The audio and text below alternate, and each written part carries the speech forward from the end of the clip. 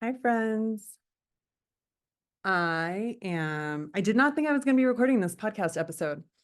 And I was inspired while driving yesterday, and I recorded a pretty powerful TikTok in my car while I was driving. And I thought, this is so good. I really want to turn it into a podcast and kind of flesh it out a little bit. But before we get into it, and what we're going to get into is the medicine and the wisdom of the crescent moon lunar phase. And I will talk about what that means in a little bit, but basically it is unshaming contraction and expansion cycles. Um, I just have a couple of announcements. I have created a new resource. It is a communication guide for parents, um, especially parents struggling with kids not listening, oppositionality, these patterns of like conflict or punishment or yelling, or like, I've tried everything. I've tried yelling, I've tried punishment, and my kid is still not listening to me. Um, Using more clinical language, but of course, understanding that I am very pro, self-diagnosis and very pro like not needing to be diagnosed. Um, this is for parents who might need help with kiddos who have gotten an autistic PDA diagnosis or an ODD or PMDD diagnosis, which are diagnoses that have to do with the kid being oppositional or even aggressive. Um, so grab that guide. Right now it is free, and it will be free until I create a second format. So then you'll be able to have it in two formats, in a traditional 8.5 by 11 format, just like a PDF to like print out or read on your computer. And I'm also going to format it for devices. So if you download it on your phone, it will be easy to read on your phone, because I realize a lot of people live more on their phones than on their computers. But once the dual format is out, it is no longer going to be free.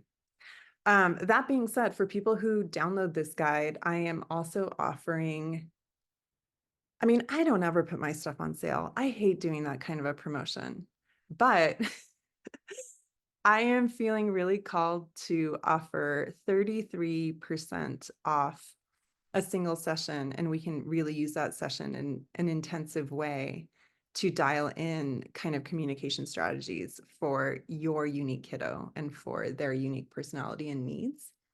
And, we can do it without using astrology and human design, but I highly, highly, highly encourage the use of human design and astrology, because the specificity and the precision that we get when we have that completely additional perspective is beyond helpful and astounding, and it can really accelerate your ability to understand and attune to your kiddo. So those are my announcements. I'll put all the information in the show notes, the download link for the communication guide, and the coupon code and the link if you're interested in booking a single session. So I really want to talk about unshaming contraction and expansion cycles today. Um,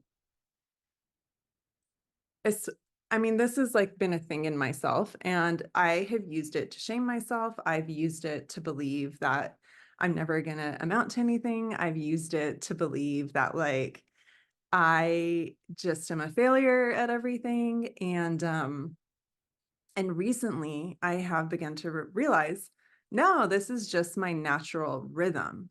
This is how my system engages with life. And it's not going to change because it's really innate. It's really innate to me. And also, there's nothing wrong with it. So I want to pull in the lunar phase here because I just got to get some woo and some astrology and some tarot in here.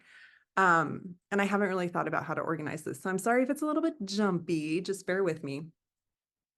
So actually, let me start here. Let me start with dragon yoga. And so I had this idea that I wanted to create these classes specifically for neurodiverse kids. And so I went and created these classes. And for me, that was a massive expansion. I was doing a lot of things that were edgy. I was doing a lot of things that were outside of my comfort zone. I was really pushing myself in marketing. I was really pushing myself in terms of visibility. And I was really pushing myself in terms of expertise. Like I was really putting myself in the arena, so to speak. I literally, told parents, bring me your kids that have behavioral issues and I can handle it. I promise I can handle it. Um, and not just one-on-one, but like bring me a group of them. And I'm going to be okay with the chemistry of that group. So that was a big deal. And it did require a lot of skill and it did require a lot of energy and it did take a lot out of me. And after the first couple of months of really pushing myself, offering these classes, making myself visible, I noticed myself wanting to cancel the classes. I noticed myself hoping that no one would sign up. I noticed myself thinking like, oh, this is taking too much out of me. I don't actually know if I want to do this. And of course, immediately, like the shame voice came on, like, Celestina, you always do this. People are going to think you're flaky. They're going to think you're inconsistent. Like you just haven't put yourself out there long enough. Like people don't even know about you. Give people a chance. It takes time to grow a business. It takes time to grow consistent attendance. And I was listening to a podcast that mentioned contraction and expansion cycles. And all of a sudden I was like, oh, of course, this was like a massive expansion for me. Of course, it's going to be followed by a contraction cycle. And that was the beginning of me really unshaming this for myself through a variety of lens.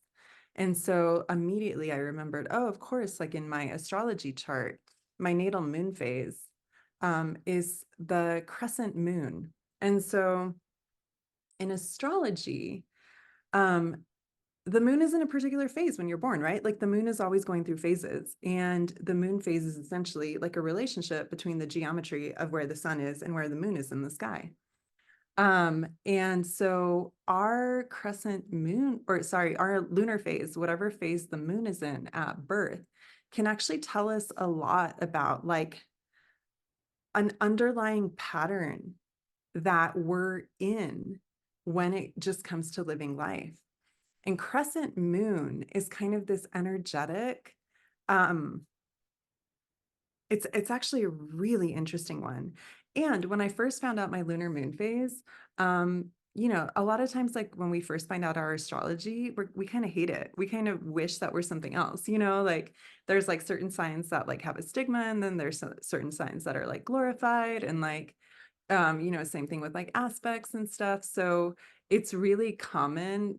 And it's also a sign of being a beginner, to see your chart and just focus on all the ways that you wish it were different, or all the like shitty placements that you got.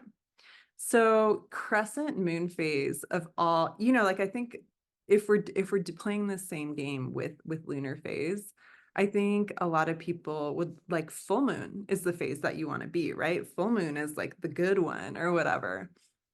Um, or even like disseminating, or even quarter moon. All of these like kind of align with cultural things that we tend to like glorify or to praise.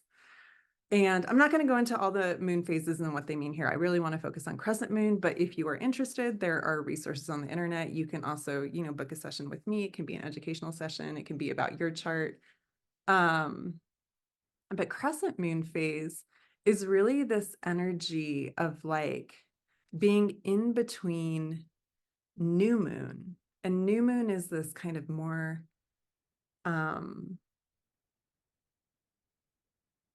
let's see, how do I want to say this? Okay, so I'm going to speak about the crescent moon phase. And it is necessary to have like the new moon phase context and the first quarter moon phase context to kind of help shape the particular energetic of the crescent moon phase. So I am actually going to read from Demetra George, who is an expert on like lunation phase, what she says about the new moon, crescent moon, and then first quarter moon. So this is new moon phase. This is what new moon is like when we actually don't see the moon in the sky. So the new moon is about this energy of the seed, of like germinating in the darkness. And Demetra George writes, the evolving soul initiates a new cycle of experience by incarnating into a body, allowing a subjective sense of new possibilities to surface and projecting an identity into the world. The energy emerges out of the void and projects itself forward. So the new moon to me really has to do with being in the void. You're still in the like cosmic womb. You are a seed of an identity and you are projecting yourself forward. But it's just such like a nascent, incipient, still very unconscious and very like enmeshed with like source, um, and with like the in-between with the void kind of energy. Meanwhile, and I'm going to skip crescent moon phase for now. I'm going to come back to it. Just keeping in mind, crescent moon phase is really what we want to dig into here. First quarter phase is when the moon looks like a half, right? Like I mean, it's called the first quarter because the moon is actually a sphere, but when we look at it in the sky and it just looks one dimensional, it looks like the moon is just like one hemisphere. And this is what Demetra George writes about that. At this stage, the plant sends its roots downward and its stem and leaves upward, creating a strong structural foundation to support the flower and fruit that is yet to come. The life force of the evolving soul activates the personality by taking direct action to anchor the vision, and to build a structural foundation. The flow of energy is forceful and direct, clearing away obstacles in order to build strong forms. So first quarter phase to me really symbolizes like a commitment to the material realm. It is like a commitment to build something on the material plane. And it is also a commitment to a particular possibility out of an infinity of possibilities. So it is also a time where you have to have the courage to risk something very particular at the expense of like everything else that you could have put your like time, energy, attention, and resources into. So you're making a choice. It's a decision point. And when we make a choice, we are giving our yes to one particular thing. And by doing that, we are giving our no to a bunch of other possibilities. So it can feel really like, especially for a person who likes to exist in possibility and like who likes to have like, like one foot in safety when we're trying new things, that like commitment to risk and to action can feel terrifying. And so crescent moon phase is kind of in between the void, kind of the void spark of new moon and like the commitment to like whatever material pathway we choose of the first quarter phase. So crescent moon has this really interesting energy of pendulation. Like it is trying to get to first quarter phase and it is getting pulled back by new moon phase. And so Here's what Demetra George writes, and then I'm just going to go into it a little bit more. Crescent moon phase. Now the first tender shoots of this vision have struggled against the force of gravity to push themselves above the ground. At this second stage, the evolving soul is enfolded with matter and likewise struggles to overcome the backward pull of the past in order to move forward. It must claim possession of the body, gradually focus its vision, develop new talents and skills. The flow of energy at this stage of cyclic progress is a confrontation against resistance and inertia, trying to push through it and establish one's fledgling identity. So crescent moon phase to me really embodies and unshames and just is like owns the energetic of like the struggle against inertia, like the struggle to like continue to move out of what is safe, what is familiar, what is the past. And so crescent moon really can feel like these struggles of expansion and contraction. And I sometimes think of it as like a child who is really at that precipice of like wanting to be independent, but also so badly needing like the safety of the mother's skirts. And this child will like venture out, like venture out to like the edges of where this kid is comfortable, you know, like, oh, I see a grasshopper over there. Oh, I have to go far away from my mom, but I'm really curious about this grasshopper. And like kind of runs to the grasshopper, pokes the grasshopper jumps, startles the kid, and the kid like runs back and hides back behind mom. And then that cycle repeats, right? Like the kid sees something else interesting, like goes out, engages with it, is like, blah, blah, blah, and like runs back and like recuperates in like the safe energy of mom, stabilizes. And then when they feel like courageous enough again, like the cycle repeats. So culturally, this is fucking problematic. And I think that's where like the shame comes in. Culturally, we expect progress to be linear. We consider things like defeat, failure, setbacks to be a sign that we're not making progress, that we should quit, that like we're not cut out for this. And so often that's what we do. And I think that's really where the shame comes in too. Like if you're in like an expansion followed by a contraction, and in the contraction, you're like, oh, holy shit, like I'm never going to be able to sustain the expansion. I'm never going to be able to sustain the progress. Like I'm a failure. I should just quit. Then you don't endure into the next expansion. And I also really want to pull in the human design archetype of the generator, because this, and I'm also a generator in human design. This is the like learning style, and this is the learning, what's the word? Energetic of the generator. It's a step kind of learning for, what's the word I'm looking for? Like graph, like, you know what I'm talking about, equation.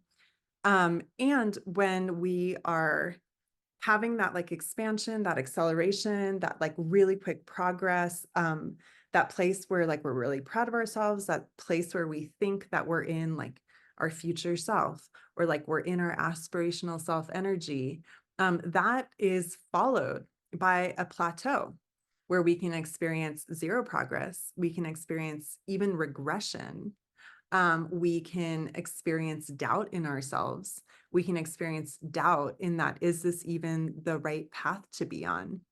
Is this even the right project to be engaged with? We can experience like frustration. And it can really feel like a void space. There's a somewhat famous manifestation teacher, Lacey Phillips, who calls it the magical dark. But it is an incredibly uncomfortable place to be in, especially when we've been culturally conditioned to expect like a very different trajectory and to associate success or like, you know, I'm supposed to be here with a very different trajectory. So what I want to say here is that for a lot of people, this really cyclical way of being is actually right for you. You should actually begin to consciously expect cycles of expansion and then contraction. The contraction can look either like lack of progress, or it can actually look like active regression. It can literally look like either one step forward and then like we're stuck in place, or it can look like one step forward, 2 steps back, 5 steps back, 10 steps back. And what is so critical and key to understand here is that when we're in that contraction period, we can get really depressed. All kinds of uncomfortable emotions can come up. I remember after my first dragon yoga class, I felt like such an intense drop in my system. It was almost like this like negative pressure or this negative energy where I felt like so apathetic, just like, that is so not normal for me, like just so disinterested in life, like just zero motivation to do anything. And like, again, like what is very atypical for me is like depressive, just like kind of, I didn't care to engage with anyone. Like I felt just really down.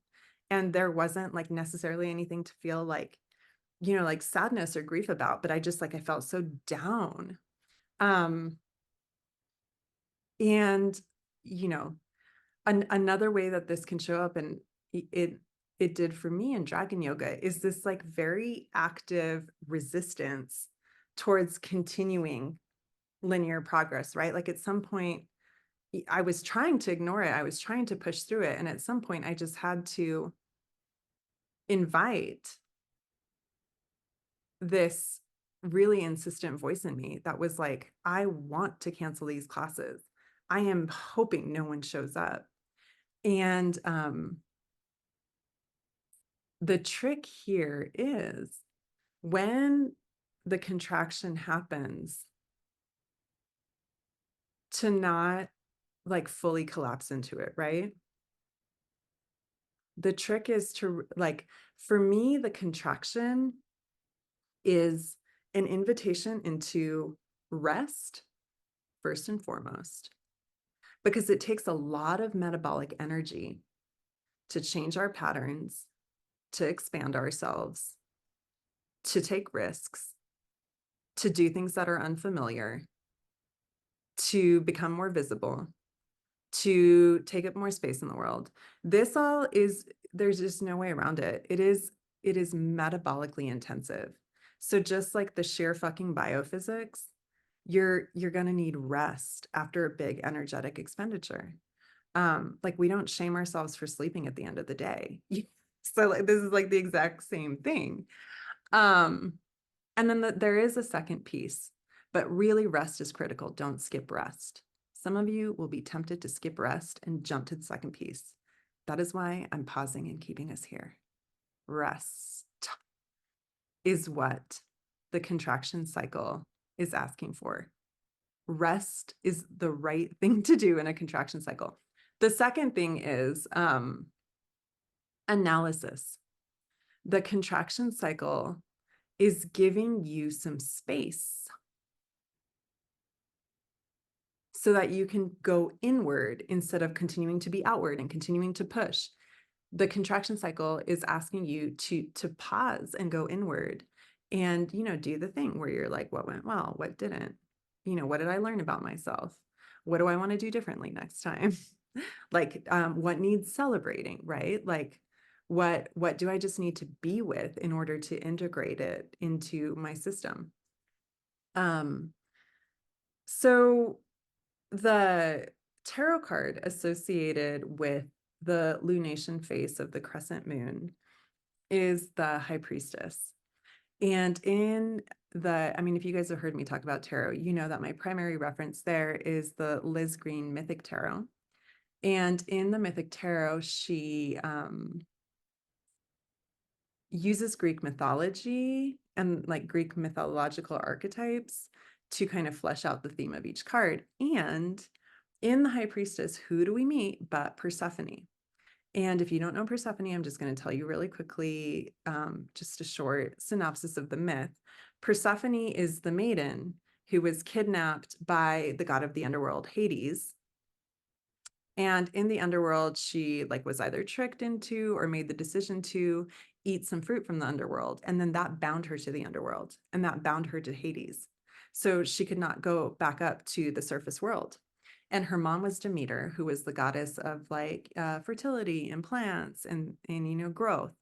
And Demeter was so pissed off and also sad that when she did not get her daughter back, she basically either neglected her duties or actively withdrew her duties.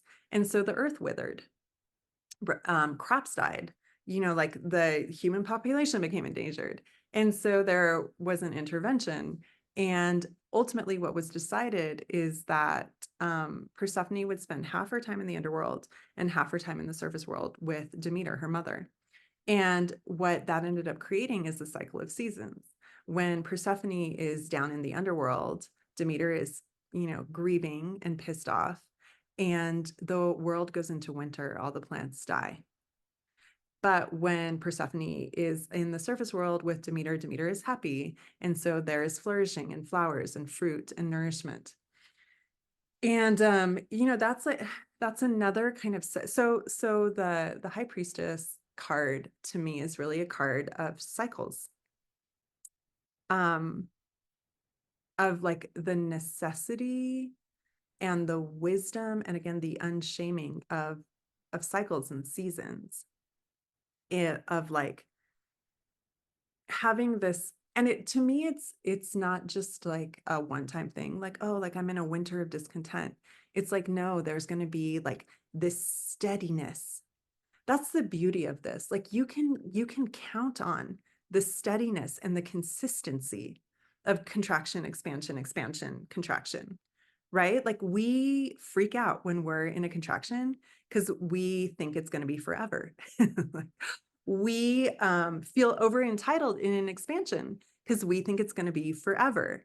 But if we can just know, there is a steady cyclicality, if we can just know, oh, I'm in a contraction, that means that for sure there's an expansion. Ooh, I'm in an expansion. That means for sure there's a contraction. Nothing wrong. Then we can just be in this rhythm. It's a rhythm. It's a rhythm. And in a rhythm, we can count on what comes next. So it's not linear, it's not steady, but it's still predictable and consistent. And it's still something that we can begin to vibe with and dance with. So the high priestess to me is really a card of unshaming cyclicality and of unshaming winter. What else did I want to say about the high priestess card? This kind of there's a fractal. There's a fractaling nature. And there's a sense of destiny, right? Sure, not everyone can resonate with this podcast. Maybe not everyone does move in cycles of expansion and contraction. But what I want to get into in just a little bit is if you're not neurodiverse, you probably do in some way, shape, or form. And the neurotypical culture / world has probably shamed that in you and made that a problem in you. So I want to dig into that in just a second, but let me finish up with high priestess. It's a card of yes, transitions, right? Unshaming transitions. And the transitions can be difficult, right? When we're in expansion, it's good, it's stable, it's fixed. When we're in contraction, it can feel permanent, it can feel fixed. And it's really hard to especially be in this transition from expansion into contraction. And it can also be really hard. We're really pushing ourselves. We're really asking ourselves, we're almost borrowing energy from our future self when we're in a transition from contraction into expansion. And for some of us, this kind of rhythm is just our destiny. It certainly is for me. And the the sooner we can just accept that and begin to work with it, the better for everyone. The better for ourselves, for sure. So yeah, so the Persephone, high priestess, this idea of cyclical rhythm, this idea of just having to be patient and just having to trust the passage of time. Because when we're in a contraction expansion or expansion contraction cycle, what it can feel like is it really can feel like one step forward, five steps back. It can be really hard to see progress. It can be really easy to see failure and stuckness and defeat and lack of progress. And the way that we see progress when we have a contraction expansion rhythm is through the passage of time. We can't see it in the granularity of like the short term, but we can absolutely see it in the hindsight of the long term. So it does require not just patience, but also trust, right? Like trusting in the rhythm, trusting in the timing, trusting in ourselves in both cycles of expansion and contraction, but especially in cycles of contraction, right? Like having the discernment in the contraction to not just like immediately quit or not just immediately assume that we failed or like that this isn't for us. So the other really interesting thing before I completely move away from the tarot is the high priestess is associated with crescent lunar phase, but we also talked a little bit about new moon and a little bit about quarter moon. And so for new moon, the card that's associated is the Fool. For quarter moon, the card that's associated with the Magician is associated with it is the Magician. And if you're familiar with the tarot, you know that the Fool is immediately followed by the Magician. There is no card in between them. The Fool is the 0 card, the Magician is the 1 card. And so the crescent moon phase is this weird like platform in 3/4 type of liminal energy. It exists between the 0 and the 1. It is like the movement between the 0 and the 1. So it is an extremely liminal sort of like alternate reality kind of portal, kind of like magical dimension type of energetic. And I thought that was really interesting. Like, yes, it's associated with the high priestess, but it's also like somehow fits into this space between the 0 and the 1, between the Fool and the Magician. And so if you're into tarot, that could be fun to meditate on. Okay, expansion and contraction cycles as relates to neurodiversity.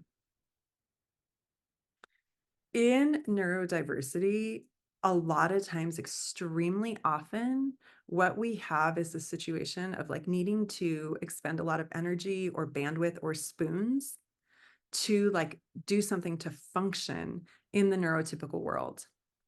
And then shaming ourselves because that took so much out of us. Like we are now so depleted that it just feels weird how much rest we need or how much like recuperation or downtime or disassociation time or like non-productive time we need after doing something that like the neurotypical world would have us believe is supposed to be this like automatic super easy thing that like barely takes any energy or attention. It's interesting, I think, especially with autism and especially with the PDA profile of autism. Basically, the more sensitive our nervous system is, and autistic people have very sensitive nervous systems, traumatized people have very sensitive nervous systems. And the PDA profile of autism, I think, is the king of like nervous systems that get like dysregulated super, super easily. And it can often take time for that nervous system to get back to baseline or get back to a sense of feeling safe. So expansion and contraction cycles are something that is so innate, but also so shamed and so misunderstood by both neurotypicals and neurodiverse people. And I just wanted to name that.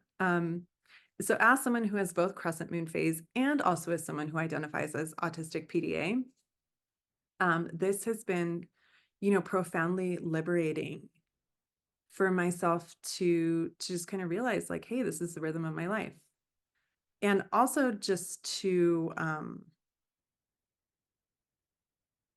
kind of have that wisdom and awareness of like, hey, if I'm in a contraction space, that means that I was in an expansion space.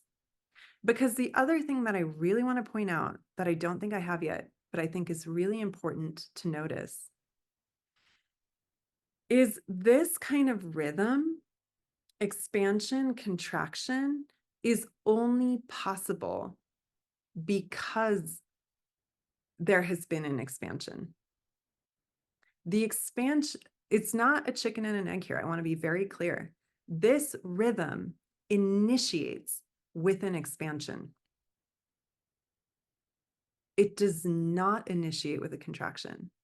So that means if we are in a contraction, it is proof, it is evidence of our expansion.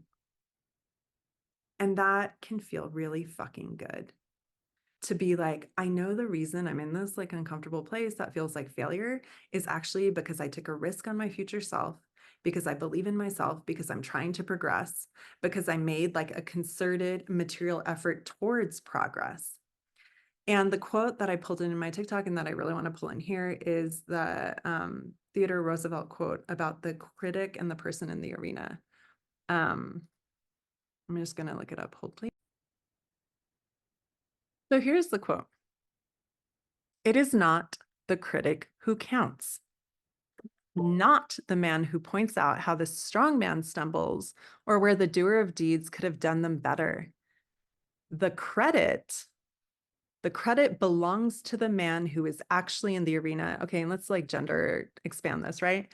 The credit belongs to the person who is actually in the arena, whose face is marred by dust and sweat and blood, who strives valiantly, who errs, who comes up short again and again, because there is no effort without error and shortcoming, but who does actually strive to do the deeds, who knows great enthusiasms, the great devotions, who spends himself in a worthy cause, who at the best knows in the end the triumph of high achievement, and who at the worst, if they fail, at least fails while daring greatly, so that their place shall never be with those cold and timid souls who know neither victory nor defeat.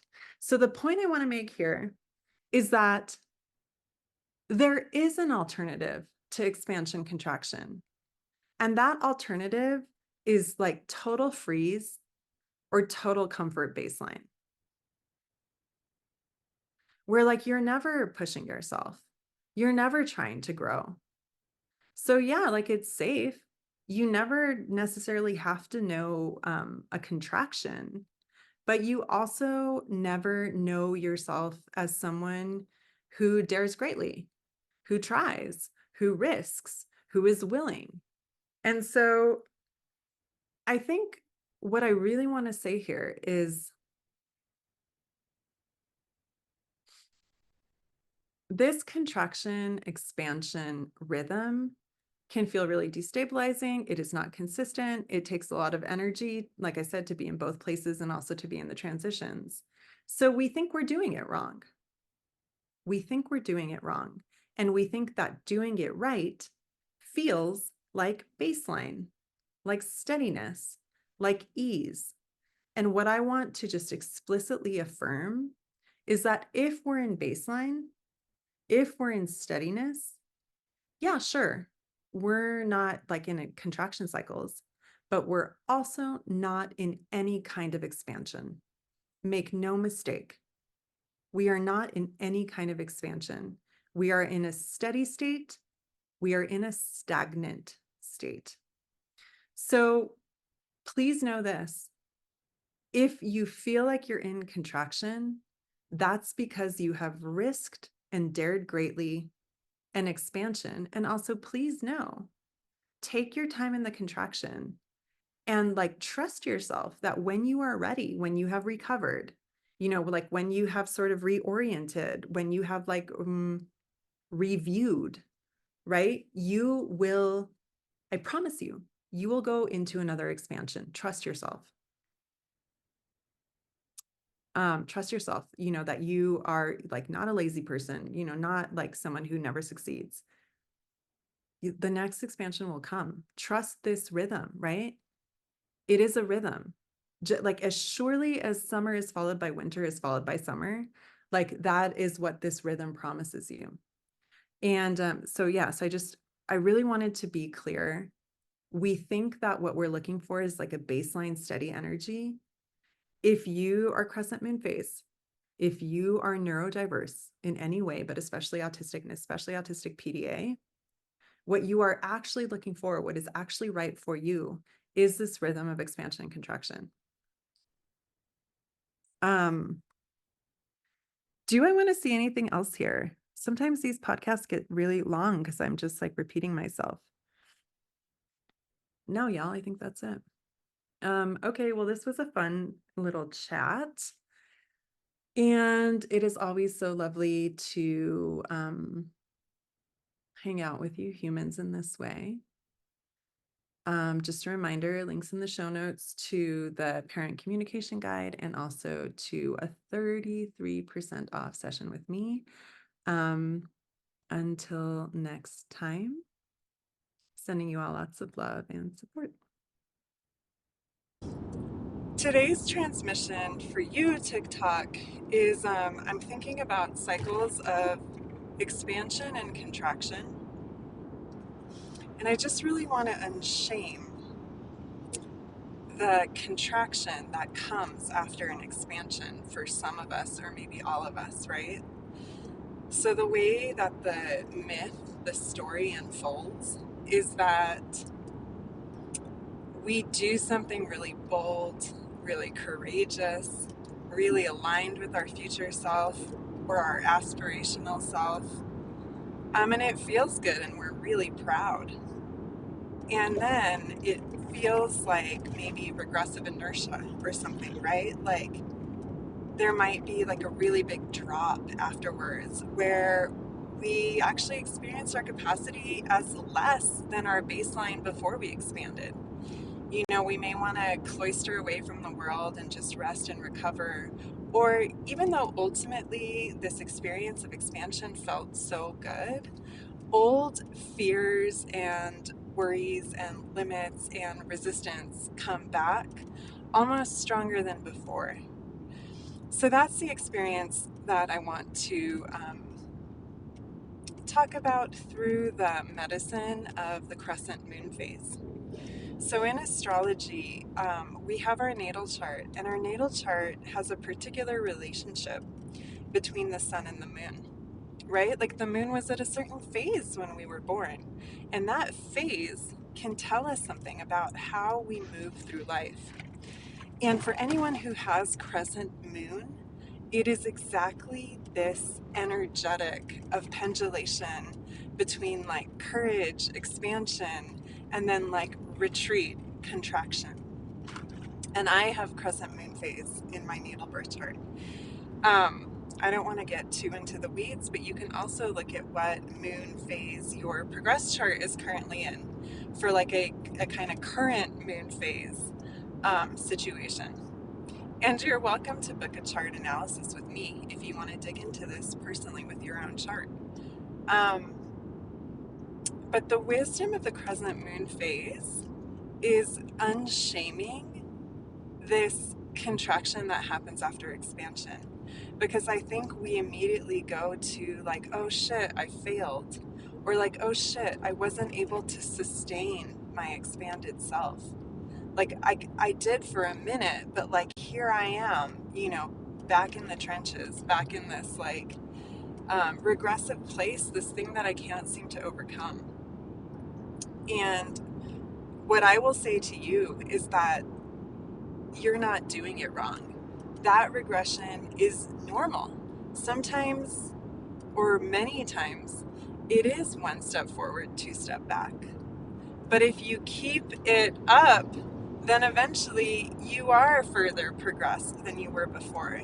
It's just a very non-linear, spiralic way of doing it. And I also think I want to unshame regression.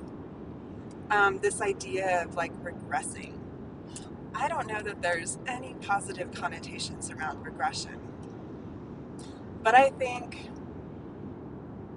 there's a wisdom to regression, right? There's this wisdom around like energy isn't free. You did expend a lot of energy, and now you have to rest and recover. And that might actually decrease your baseline capacity. And there's no need to be alarmed, right? This is the wisdom of like rest and recuperation until we're ready to try again. And for some people, for many people, that's a rhythm, right? And the thing that I want to underline is we wouldn't be in this cycle of expansion and contraction if we weren't trying to expand, if we weren't actually expanding. Listen, if you're not pushing yourself, you don't find yourself in this cycle. There is no like expansion and contraction. There's just baseline. And, you know, maybe a little bit of frustration and like, why am I never making progress? Well, like, because you're not pushing yourself into expansion. You're not trying. You don't have the courage. I just recorded another podcast with my friend Molly, this time on her podcast, and we were referencing the Theodore Roosevelt quote about the critic criticizing the person that's actually in the arena, the person that's actually, you know, like there is like the fancy person, you know, who came to the show sitting in the, you know, grandstand and just being like, you know, that those ballerinas' costumes aren't very good. And then there's like the grit and the devotion and the courage of the people putting on the show. You know, the people actually fighting in the arena. And we can be both. When we have these cycles of expansion and contraction, we can be, a part of us is the critic, and a part of us is the courageous individual in the arena. And the critic, you know, will be like, well, like, why did you fail? Or like, why do you need to rest? And we really need to practice telling that critic to shut the fuck up. So there is a realness to these cycles of expansion and contraction. There is a realness to kind of pushing yourself and then feeling this like drop and of like really needing to pull all the way back and just recover before you're feeling like energetic or brave enough to try again. And there's nothing wrong with that. That is how it's supposed to be. And that is actually a mark of you being in the arena. That's actually a bravery validation. So for anyone who has Crescent natal moon phase, or for anyone who's shaming themselves for the drop that came after the expansion, I hope this is profoundly like unshaming and validating for you. And I hope that you have enjoyed this Crescent moon medicine and wisdom. And like I said earlier, go find my Archetypos podcast. If you want your astrology analysis and you want to talk about your natal moon phase and your progressed moon phase, feel free to book a session with me. All the information can be found on my website, and that is linked in my bio. So I will pause and wrap here.